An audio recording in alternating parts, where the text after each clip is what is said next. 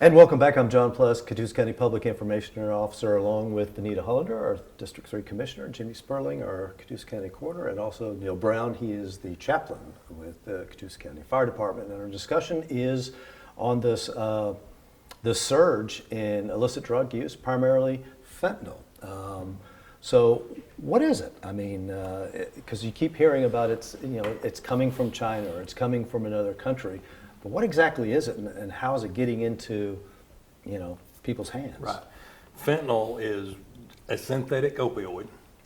It's like Benita said earlier. It's 100 times stronger than morphine.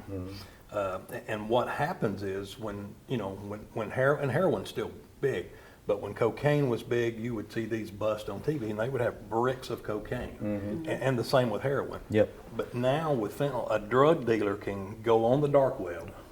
And he can order 1 ounce of fentanyl from China for about $350. He can pay another $50 and have it delivered the next day. So for $400, he's got an ounce of fentanyl.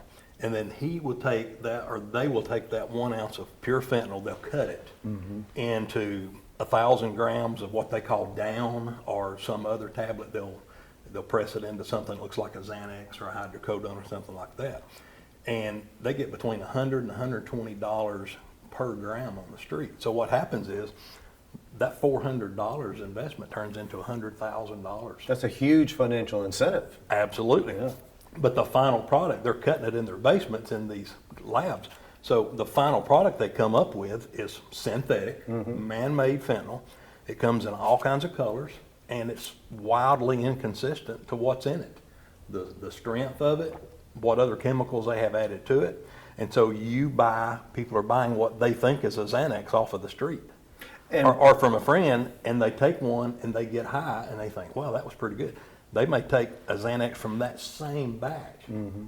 and in 5 minutes be deceased because it's so inconsistent what goes into these things, because there's, these people they're obviously not pharmacists. They're mixing this and doing this in the basement, so they're, it's so inconsistent, the color of it, whatever, certain colors are popular now, And just by being manufactured in someone's home, in a basement or whatever, when you were talking about there's no standards, there's no quality controls, I mean, it could be a filthy environment, it could be contaminated with anything else that's in the home. I mean, you just don't know what some of these folks are doing in their homes, in these labs, as they call them, with these drugs. So it may be the drug, but there may be other things that are kind of in that whole chain of manufacturing. I mean, when we're on the scene and we're looking at this patient's medications, and there's a bottle that says Xanax on it, I can pour them out on the table.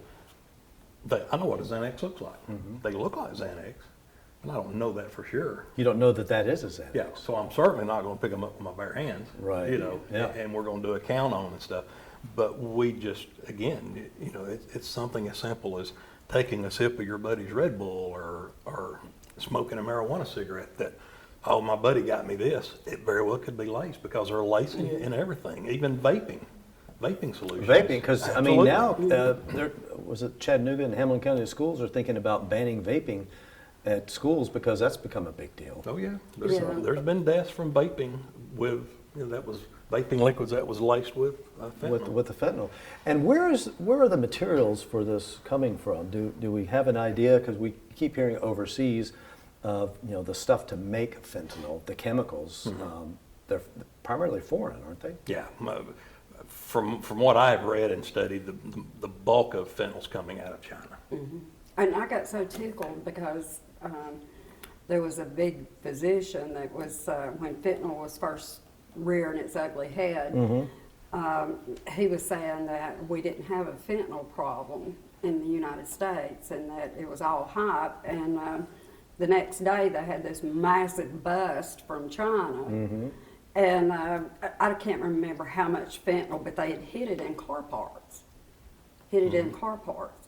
And so, when I used to teach substance abuse classes, I would tell everybody, these foreign countries do not, and I hope people listen, they do not have to put boots on the ground in this country to defeat America, because they're killing us chemically. Mm-hmm. All your major drugs are coming from overseas. Talking about the vape, there's a drug called COT, and it's COT. COT. K-H-A-T. Yes, and you know, it comes from Asian countries, and you know, it's illegal over there, but they'll let it be sold over here, and it, you know, it causes extreme bizarre behavior, and Is that something that's smoked or ingested, like vaped? Or? mainly smoked, and you know, it's the one. If you remember back several years ago, the guy that just went bizarre and ate that homeless man's face in Florida. I do remember that. He was doing that's hot. Crazy story.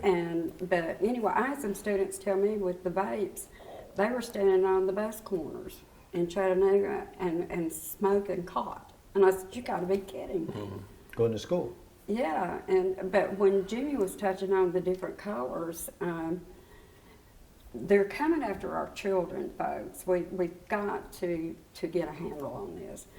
Because when methamphetamine, and let me go back just a second. Just because you don't hear about a substance that much anymore doesn't mean it's gone away, does it, Jimmy? Oh, no. It hasn't gone away. It's just not the popular topic at this time. Mm-hmm. So, you know, meth, heroin, all your old stuff is still out LSD. there. Cocaine. It's still out LSD, there. Yeah, LSD. Yeah. MDMA, ecstasy. You know, it's all still out there, but when meth was really hitting it hard on the streets, the drug sellers are wanting a newer, stronger type society to sell drugs to, and that's your children.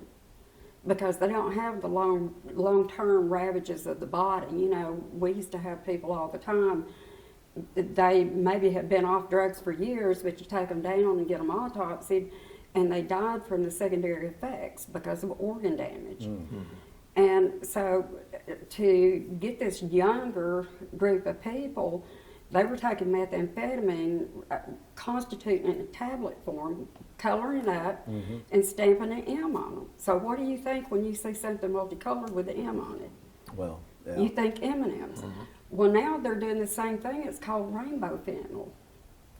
There was a warning out this last Halloween Right. because Trunk or Treats about the rainbow fentanyl that it was actually seen in this area. Yeah, I think one of the local schools, I don't think it was a Catoosa County, but a local school actually confiscated some from some of the kids. Sure. That the kids wasn't even aware of what it was. So what do family members look for? You know, if they suspect someone, you know, something's changed in their behavior, or, you know, they're constantly high. Is there anything people should look for, like this rainbow-colored stuff or certain behaviors, to help identify, you know, if someone needs help in this area? Yeah, well, I mean, definitely any change in behavior.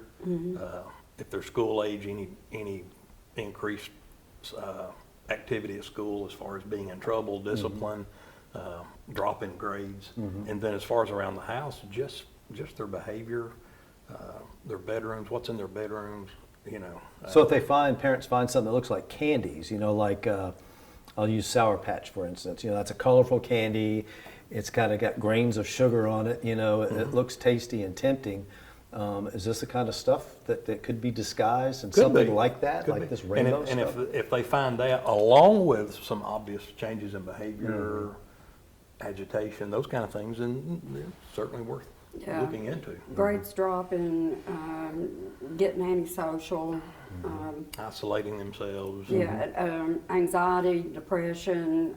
But I would like to emphasize, parents, if there's something in your house and you know you didn't buy it, don't touch it. Don't touch it. Call 911, let the police officers come out and confiscate it. Yep. Because like Jimmy said, you know, fentanyl, especially pink. I mean, you remember when I bought the full body suits for us to go in on scenes? That's ridiculous. The garb that we're all having to wear now just to go in on a scene. To protect you from... To protect you, Yeah. because, and even, you know, there was no, when the two I had that died from pink, GBI cut the power off. Now, why would they do that? This is a powder substance. So if you've got the air conditioning on or the heat, when it blows up, then it's going to distribute Sure. the chemical. Sure. So that's how dangerous this is. And again, these deaths that we're seeing from fentanyl, these are not all lower income slum areas, that's known for drug. We're going into some really nice neighborhoods. Sure. It doesn't discriminate. And some middle to high class people. It doesn't discriminate. And again, more times than not, it's just taking something they don't know for sure where it came from, what's in it. They were out of their blood pressure medicine, so I borrowed a few from my boss. Something as simple as that, and that's how easy it's happening out here. It's But just crazy. that's also a social issue because, like I said, drug abuse is the new norm in this country. Yeah. And, all the time, people were saying, well, I knew they were on drugs, or, my family members on drugs, my kids were on drugs, but to put that hammer down and say, you're going to get help. Don't enable them, for God's sakes, folks, don't enable anybody. If they want money, ask them what the need is. If they say, I'm hungry, take them to get something to eat, but do not give them money. Right. And there again, it'll revert back to thefts. We got a big settlement from a major manufacturer because of all it was called impact money in the county. Sure. And this was federally, and you had to apply for it, but we had enough thefts, law enforcement manpower hours, deaths, the whole 9 yards, that we qualified for some of that money. Sure. And, it's not just the person that uses, it's the social impact. Sure. On the society. Are you finding that a lot of people that are involved in this, especially with fentanyl, are engaged in other criminal activity? Or is it just something that they're doing just to get high? Some of it's just a recreational kind of thing. Obviously, there's some that have addictions that they've gotten to the point where they're going to steal and just do anything for a hit. Just something, just a hand tool or something. So how does a person who's on fentanyl behave? I mean, are they high, laughing hysterically, jumping up and down, kind of bouncing off the walls? Are they lethargic, just Euphoric.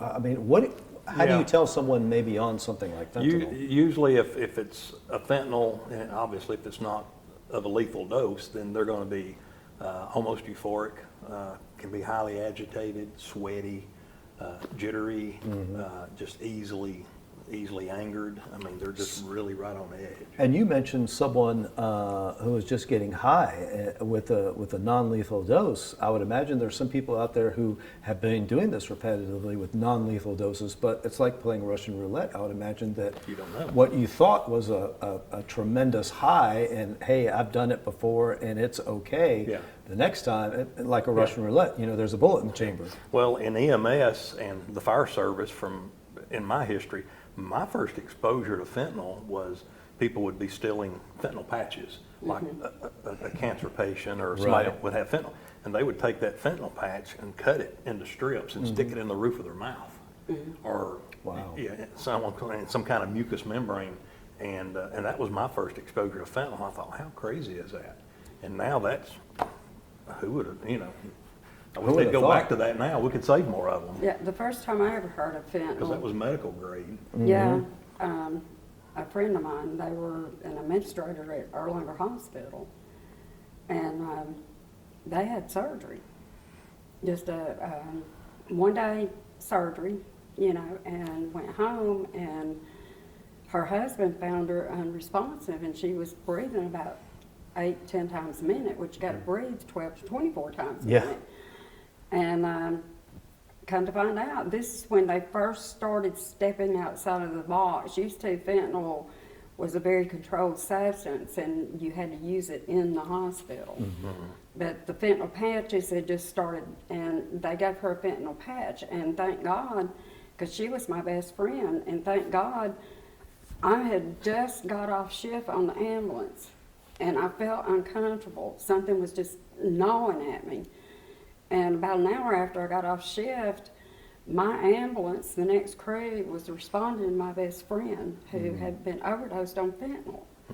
Because they don't really know the doses. And then the story that came out after her, that started bringing nationwide attention. Jimmy, you remember when that kid, 8, 10 years old, dentist overdosed him on fentanyl? I remember something about that. Yeah, that was back in what, the late 80s, early Mid 90s? to late 80s, yeah. Wow. So it's been going on for a while. Yeah. Well, interesting stuff, and we could go on about it. We're going to take another break really quickly, and then we're going to come back and talk about some of the things that you can do to keep this conversation alive, and any avenues that may be for help. And we'll also talk about some of the things that you guys are doing in our school systems and in groups just to spread the word. So stick with us. We'll be right back.